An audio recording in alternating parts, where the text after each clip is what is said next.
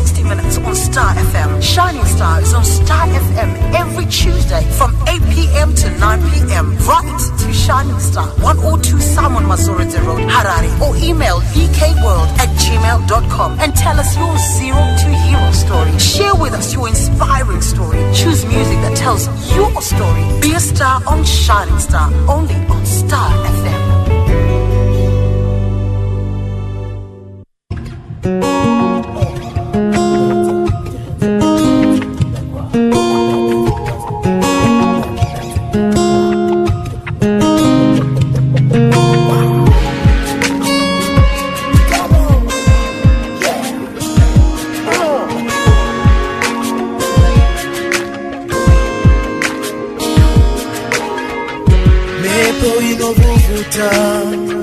Dio mugariro ayo dengarino kwidibira roda kunisabura mwezi unotombonyura wani siku kochinaso shiba asiona mavazuva chiedza chotouya zuva parino buda richishaina newe shainao zuva parino buda iwe richishaina newe shainao kunyangwe kunerima uri mwenje usazodzimao zuva parino buda iwe richishaina newe shainao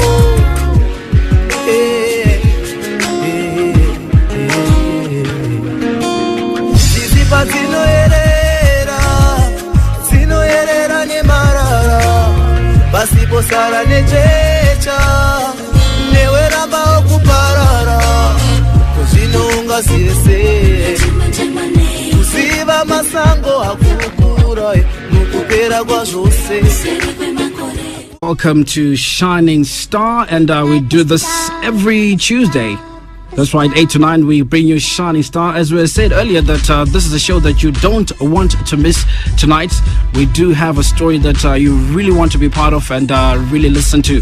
So we usually ask you to write through and be part of the show, but today's show was so amazing that we had to get in our guest into the studio, and I'm sure as we proceed, as we discuss with our guest tonight, you will find out why. It's a Shining Star, and this is a show the way we urge you to write through to 102 Simon Mazorete, the Shining Star, and write us your zero to hero story. If you've been down and out and you thought that there was no hope at all, and you've really conquered because you held on, because of prayer, because of whatever it is that made you push through and pull through and be a victor. We want to hear that story, that somebody listening right now in probably the same situation, even a worse situation, can be inspired. It is Shining Star. We do this every Tuesday on Star FM 13 after 8 o'clock.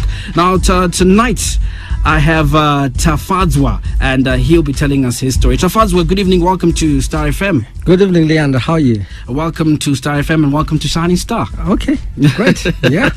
It's good to have you on the show, man. Yeah, thanks, Leekay. And you are the first live star that we have in the studio. How does that feel, man? I'm actually a shining star. Okay, now, Tafadzwa, your story is you listen to us as we ask people to write through to 102 Simon Mazorete. Yep. You did that, and then you actually came to Star FM. Yeah. And we met just yesterday. Yes, Leander. And I was truly blown away by you, Tafadzwa. And we thought that instead of you coming through, us reading your story, you should come through to the studio, and then we get to speak to you, Tafadzwa. Yes. Now tell us, who is Tafadzwa? You're Tafadzwa how much, by the way? Okay, I'm Tafadzwa Nyamuzihwa. Now tell us about Tafadzwa. It's called SS Children's Village in Waterfalls since the age of about 1, 2. Yeah. All right. And that's you. So how long did you stay at SOS? I actually stayed in SOS for, like, I can say it's almost about 25 years, 26 years now. Yeah. What memories do you have of SOS? Good memories. It made me feel at home. I got the love, care, and support that, one every child really desires in their lives. Yeah. Do you know how you ended up at SOS? Actually, I opened one of my files at the orphanage, and I happened to it has happened to be written that I was just wandering up and about by Mbarimsika at night, and I was really in tears, and I was crying for my mom. and yeah, that was it. So How old were you then when I should have been a year or two. You were 1 year old? Yes. And that's where they found you? Yeah, that's where they found me. They took you to SOS? They took me to Mbari police station, then they finally got me to SOS. Okay. Yes. Until you were 25? Until I was 25. Yeah, but now I'm 28. Okay, so this is 3 years later. Yes. Okay. Now let's find out. At SOS, did you go to school? What happened there at SOS? Education wise? I got the privilege of going to kindergarten. I then went to primary school. That was at Herman Gamana Primary School. I later on then went to Prince Edward for my high school, and I completed my high school in 2001. And I took a gap year to be coaching sports at Eaglesville. I was always passionate about sports. So from there I then proceeded. I went to study in South Africa at Varsity College in South Africa towards a diploma in sports management and coaching. And yeah, during the course of my studies, Now let's leave it there. So this is what you managed to achieve while at SOS. Yes. Education wise. Yes. Leon. All right. So we'll play your first song that you asked for us to play, and then we get into the details of your story. Okay. Tafadzwa Nyamuzihwa is our guest tonight on Shining Star. It is Star FM 17 after 8. Be a star for 60 minutes on Star FM. Shining Star is on Star FM every Tuesday from 8 p.m. to 9 p.m. Right to Shining Star, 102 Simon Mazorete Road, Harare, or email leekayworld@gmail.com and tell us your 0 to hero story. Share with us your inspiring story. Choose music that tells your story. Be a star on Shining Star, only on Star FM. Now, Tafadzwa, after SOS, you started working. You're saying you were training tennis, is it? Yes, Leander. Okay, so take us from there. What then happened? Yeah, I was taking some private coaching tennis lessons with a group of children at Alexandra Sports Club, and I just realized one day I'll toss the ball up in the air, but when the ball comes down, I couldn't see it. Or if I hit a tennis ball towards one of the kids, when they returned it to me, I couldn't see the ball, and it was quite amazing to me. I just couldn't believe myself. Am I out of my mind or something? So I just couldn't believe it. I took it from there, and I went to just see one doctor who I just approached and wanted to find out really what's the problem with my eyes, and he just said to me, "No, don't worry. You've just got a small infection in your eyes, but you'll be fine." And yeah, I went back again the next weekend to take these kids for training, and still the same thing was happening. And I said to myself, "No, there's actually something really terrible with my eyes." And I went back to see another optician to get another different opinion, and he said to me, "You've just got some infection also in your eyes, but it'll be fine. Within a period of time." What was happening exactly, Tafadzwa? Were you totally not seeing anything, or you could see a blurred vision? What was happening? Actually, Leander, I would say I could see a blurred vision, because the funny thing is I could walk alone from Alexandra Sports Club into town, and I could see everything so clear, even the traffic. I could stop, I could look at the robots on the roads, I could see them, but it was just amazing that how come I couldn't see the tennis ball. It was quite amazing for me. It had never happened to me, so it was something quite, I would call it, scary at that moment. Sure. Yeah. And then from there you saw another optician. Then what happened? Okay, I saw another optician, and I was not quite happy with the services and the report these guys were giving me. I went to one government hospital, and what happens with when you're dealing with the government hospitals, they take time to really attend back to you. And at this moment of time, I didn't realize that I was losing my sight, because now I started discovering that I had night blindness. Like at night I couldn't see anything, but during the daytime I could see everything so clear. So what was happening? Go over it again. What was happening in the night? What would happen? At night I had what we call night blindness. Like at night you can't see anything. All I could see was light, but I couldn't really see probably is it a car, or with this darkness I couldn't see. So what you mean is if you were to stay into the dark you wouldn't see anything? Yeah, I would be totally blind. But what if you're in a room at night and it's lit up? It's lit up, I could see. It was okay? Yeah, it was okay. Okay. Yeah. And then? I actually went. Then I went to go and see one other private doctor, a top eye surgeon in Zimbabwe, and he said to me I had cataracts, and he said, no, don't worry, I'll do a cataract operation with you, and you should be able to receive your sight. And actually that day he told me that he had just done one lady a cataract operation, and she came out of the surgery and she was rejoicing and she was happy. And I said to myself, tomorrow that's going to be me when that operation is done and is successful. Sure. But life had another turn for me. I got this cataract operation done, and then I went back for a checkup with him to see how successful it was. And to my amazement, I still didn't get that clear sight that I really wanted. And he said to me, actually you have a retinal detachment, and what I need to do now is I need to do a major operation on you. Leander, that was quite a terrible moment for me. I never thought certain things in life could take place. I just So what was happening now? You go back home, was it getting worse, the sight? Yeah. So when this doctor then said to me, I'm going to do a major operation with you, but I'm going to do it with an Indian doctor. So just hold on, and we'll let you know when this Indian doctor is in the country, and then we'll call you for the surgery. But the moment you cannot see the light, then there's no reason for us to do this operation. So Leander, I would walk out of the house every morning, or look up in the sky, and just look at the sun. And if you have ever seen how a cracked window is like, so that's how the light would just appear in my eyes, and it would just keep giving me hope and saying, I think it's going to be successful. It's going to be a success. The operation comes, it's going to be a success. So until this Indian doctor came through, and they called me and they said, the Indian doctor is here. It was on a Friday afternoon. So I went for the checkup, and he said to me, no, we're going to operate you tomorrow on a Saturday, and you're going to be the last guy we're going to operate, because there were 8 of us being done operations with more or less the same condition. So on Saturday we woke up and we went to get this operation conducted, and I only got into the theater around about 5 p.m. and I was out about 10 p.m. And I actually never knew what was really going on. And I had to go back for another checkup on a Sunday, and my faith was, if this doctor removes this patch on my eye, I should be able to see.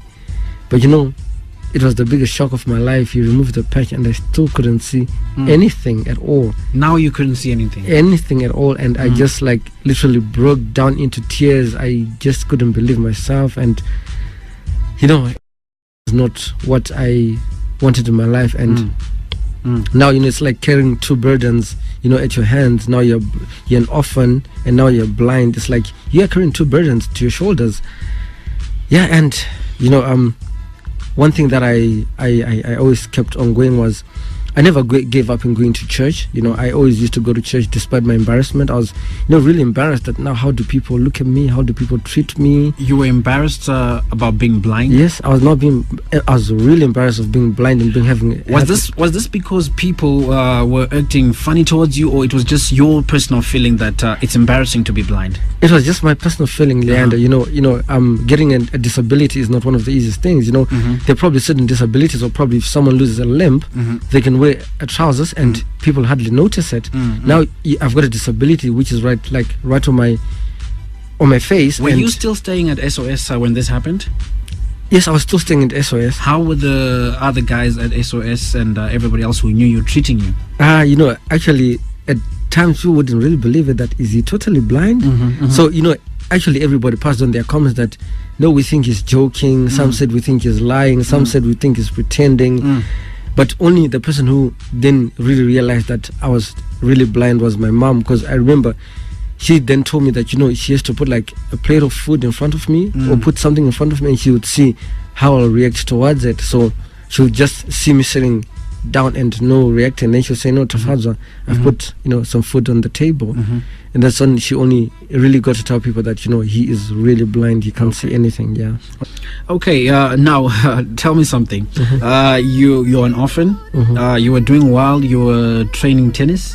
But the first thing that made you realize that something was wrong is you couldn't see the tennis ball. Yes. And then you go through doctors and you're promised that things will be all right. Yeah. You go through this major operation. Even an Indian doctor comes through, which should raise your hope. Yes. But still, that doesn't work. And now you officially know that you are blind. You cannot see anything. Yeah. How do you carry yourself from that point? Is it simply by just praying? Is it simply by just being in church? Is it simply by listening to such tracks? How do you carry yourself? Because right now, Tafadzwa, you are speaking to somebody who's probably in the same situation. It might not be blindness, it might not be disability, but things have gone wrong for them. In their life, probably they've lost the people that they love. They've lost the people that support them. They've lost a job. They're hopeless. How do you carry yourself from that point and still sing that I'm blessed?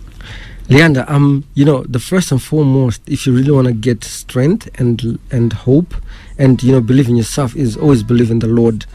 As long as you believe in the Lord, the Lord will give you grace and strength to carry on. To me, the Lord gave me grace and strength to carry on and to pull through. Being blind was not one of the easiest things that I could handle. I was really embarrassed. I actually tried to commit suicide twice. Really? Yeah. It was not easy because I thought to myself, now, what am I going to be in my life? What can I do? I've got nothing. I didn't see any light. So I said, I guess I should just take away my life. Yeah, but once again, Tafadzwa, I'll have to interrupt you once again. Now you got three things. Now we're talking about you being an orphan. You're blind. It's four things actually. You're embarrassed about yourself, and now you want to commit suicide. Yeah. How do you pick yourself up from that? I still need to go back to that and really find out, because right now, Tafadzwa, I will really emphasize this. You're listening. Somebody is listening right now. They're listening to your story. Okay. They can't see you, but you got this huge smile on your face. Yeah, you got this huge smile on your face, and I'm thinking, how do you do that? You're about to commit suicide, and you're talking to somebody. You're saying, pray, connect with God. But the human nature that I know, people want tangible things. Something that you can touch and then say, yeah, this will lift me up. You can't see God. All you do is pray. And some people actually feel that their prayers are not answered. But how do you pick yourself up from being in that situation? Leander, I actually, I believe all my answers are in the Bible. If you take your Bible and you read your Bible, there are answers to certain problems that you have. It's just like in school, you go to school, you always have a test book, and your test book is like your manual. So the manual of the human being is the Bible. For me, one verse that really got to change my mind was Jeremiah 29 verse 11, which says, I have the plans to prosper you and not to harm you. This is one verse that really gave me that positive attitude to believe in myself. And I said to myself, you know what? If the Lord does not have the plans to harm me and He's got plans to prosper me, so why am I really worrying? What am I crying about? He's got plans for me.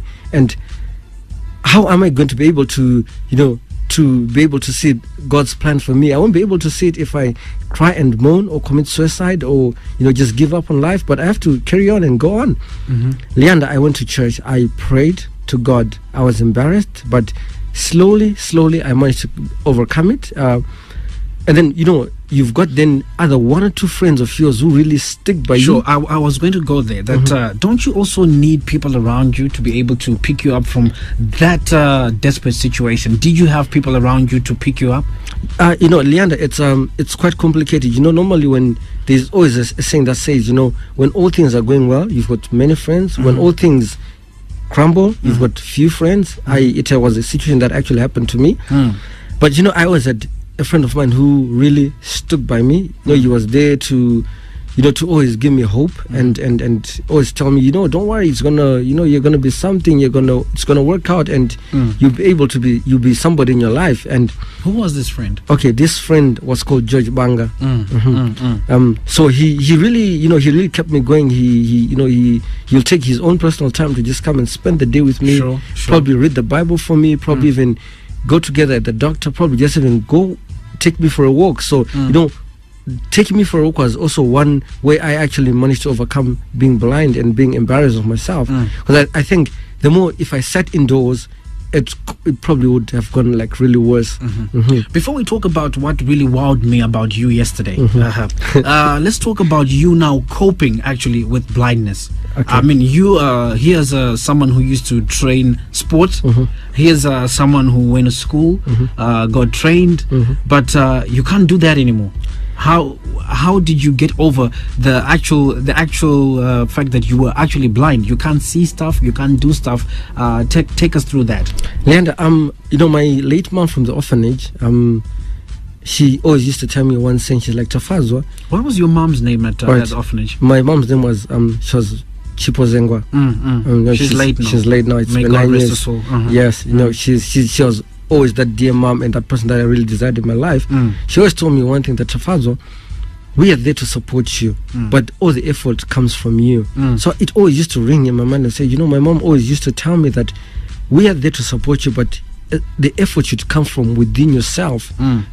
So I always made an effort, and I always kept on asking myself that now I'm blind, what opportunities are there for blind people? And also one person that really came into my mind was Dean Duplessis, the blind cricket commentator. Sure. I said to myself, but if Dean is commenting cricket and he's doing well, I probably would be able to do the same and make a living out of out of myself, and one day be somebody that I could be in my life. But also what really got me back onto my 2 feet was when my friend went to look for a school for me to go for rehabilitation, and the most exciting part of it, Leander, was when I got to know that they are training us how to use a computer. I was like, wow, that's so you actually went for rehabilitation. Where did you go? I went for rehabilitation at the Dorothy Duncan Braille Library, which is in Harare.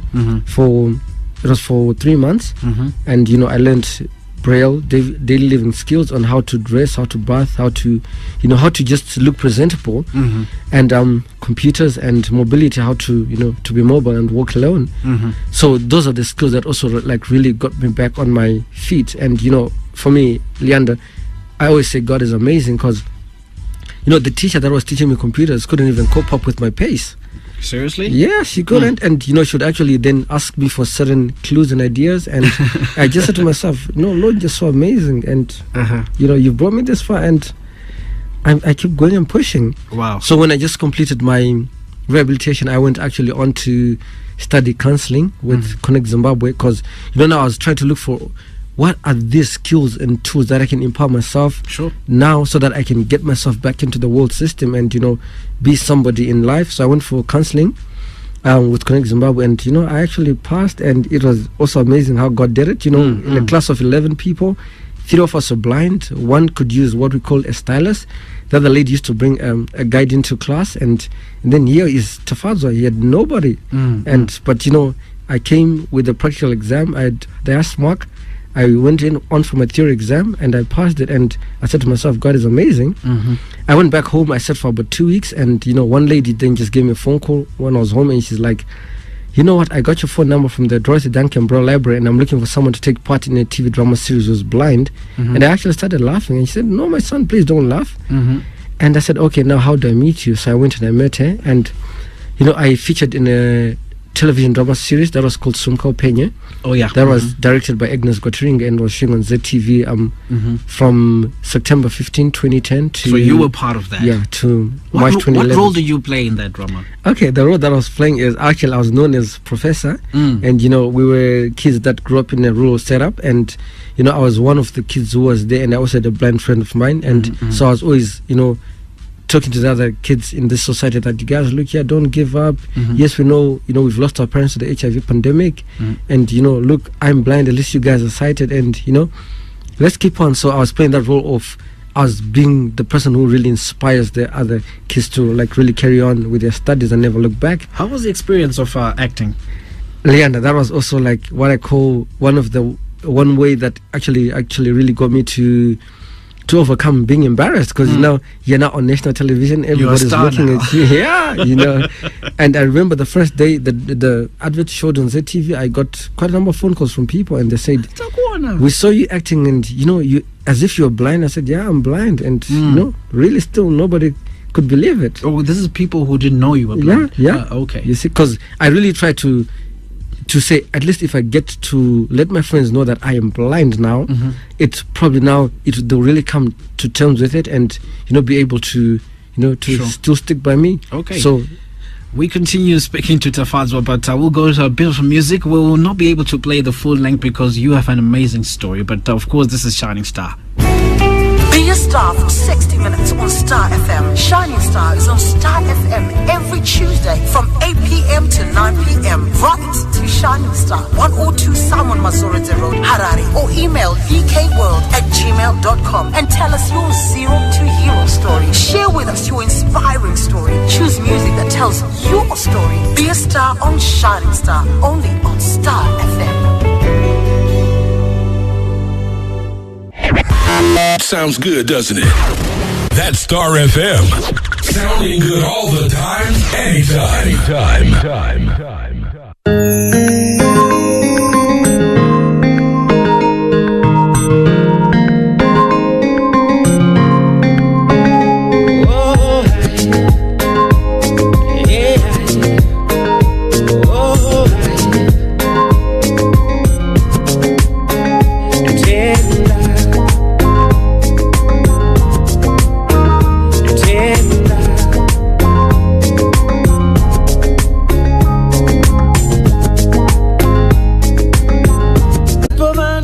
This is Roy and Royce with one called Tenda, and this is one of the songs that you chose once again, Tafadzwa. And you continue to amaze us with the songs that you're choosing. Tenda, what is that all about?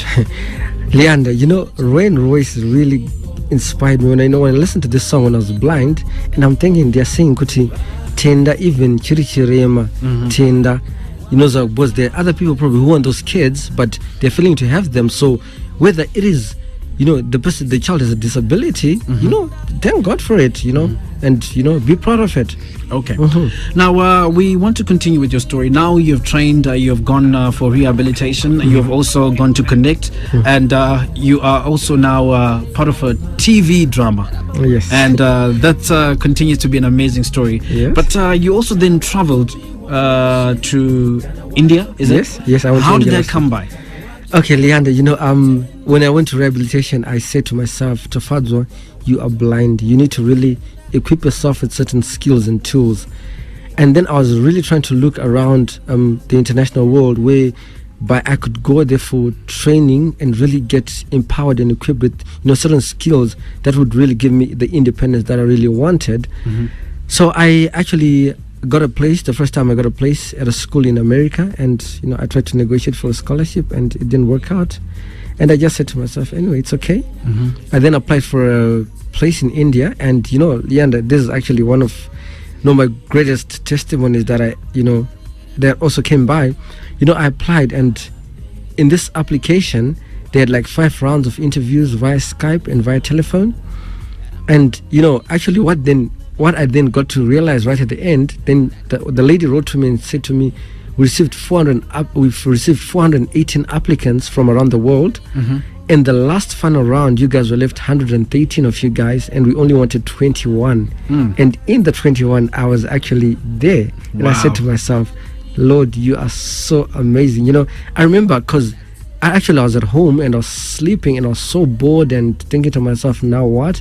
So one friend just gave me a phone call and I asked her to check my emails for me because at that time I didn't have a computer that I was using. And she checked my emails and she called me probably after 5 minutes, and she's like, you know what, congratulations, you're off to India. Then I just really broke down into tears, and I was like, Wow. Lord, is that me? Is this blessing that you've brought to my doorstep again? And I just couldn't believe myself. Wow, And we got 9 minutes to go. So what did you do in India? okay, I went to India. I was at the International Institute for Social Entrepreneurs, and I was, we were 21 of us from 15 different countries, and I was being trained how to create social change within our society and our communities.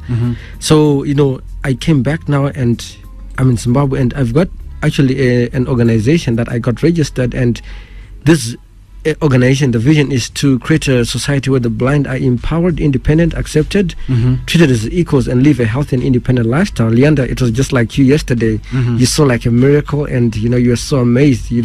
When I connected on the internet and went on Facebook. So that's where my story is. I really appreciate where you came from and everything, and everything that happened to you. And I just have to say, man, you are amazing. For me, you are a living miracle. Yes. All that is amazing. But then what really wowed me, and I said to myself, you have to be on the show tomorrow, is when you came through and you were on the internet, on your laptop. You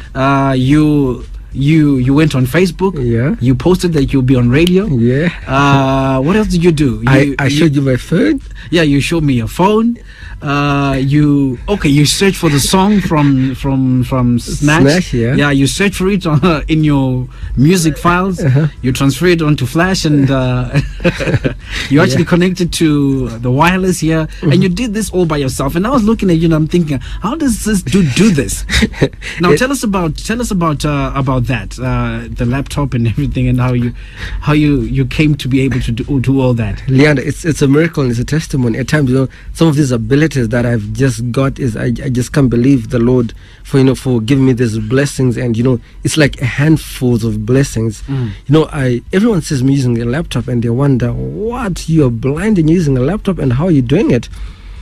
So it's just like any other laptop and any other computer that any other person uses, but the only difference is I've got a voice activation on it, like you heard it talk, and everyone complains about we can't hear what it's saying, but I couldn't myself. God is amazing. I hear it very nice and clear, and it really has given me all the independence that I've wanted in my life, and it has actually even brought me this far, and it also actually brought me to Star FM to be part of that shining star that you always require. So tell me something. There's somebody who's listening right now, and they are blind, and they're thinking, I want to use a laptop too. Okay. How does someone get to use a laptop and they're blind? It's not braille. Yeah. It's a laptop just like mine. The only difference, like you're saying, is that it talks back to you, but you can hardly hear what it's saying. Yeah. And before you even answer that, I also want to say that you had actually emailed me your life story. Yes. The one that you're talking about now. You emailed me, and in that email, I remember it had a part when you said,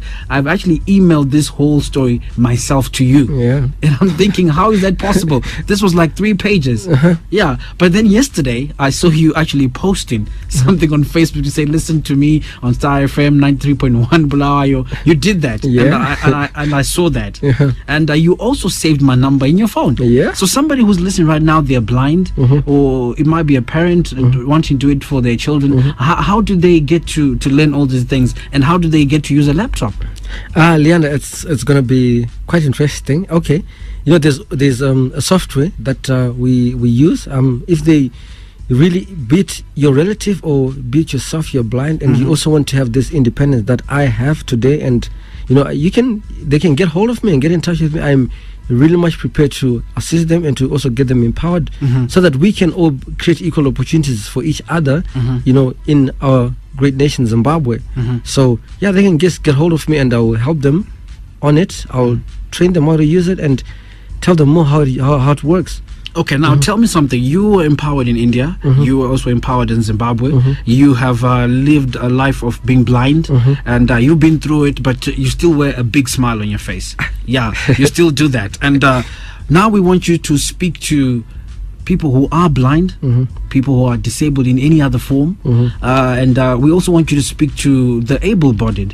What is your message to these people who are listening right now? What is the message that you want to leave here on Shining Star? You had a desire to be here. You emailed me. You're totally blind, but you emailed me. You came to the station. I met you. I was wowed. What is the message that brought you to Star FM, and the message that made you want to write that email?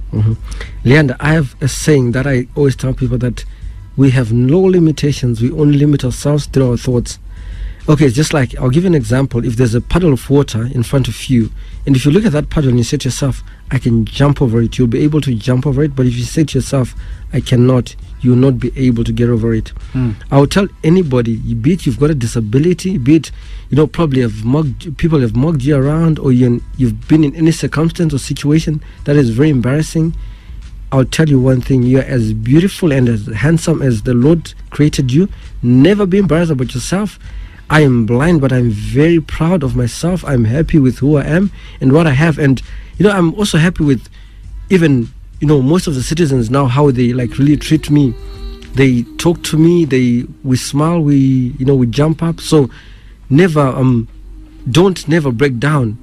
You are who you want to be. It only takes your effort and your courage to be who you want to be. And trust me, everybody says to me, we've never seen a handsome blind guy. And I say, well, I'm here. Come check me out. Come check me out, yeah, Leander. Okay, Tafadzwa now. I know some people are itching to know how to get hold of you.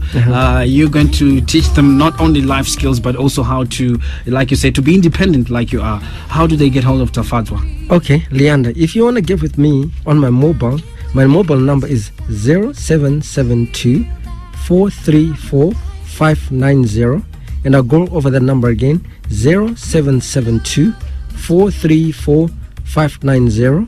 Or you can email me at taffyshines@gmail.com, spelled as TAFFYSHINES@gmail.com. Because Taffy is shining right now, so yeah, get hold of me and on my Facebook you can get hold of me on Nyams Tafadzwa, which is NYAMZ Tafadzwa. And yeah, I'll be very happy to meet you, to talk to you, and we make the world a better place, and get everybody in the shining star mood. Okay, and unlike the Chris Browns of this world, who have people who actually reply those emails for them and those Twitter messages for them, he actually does it himself. And this is something that amazed me.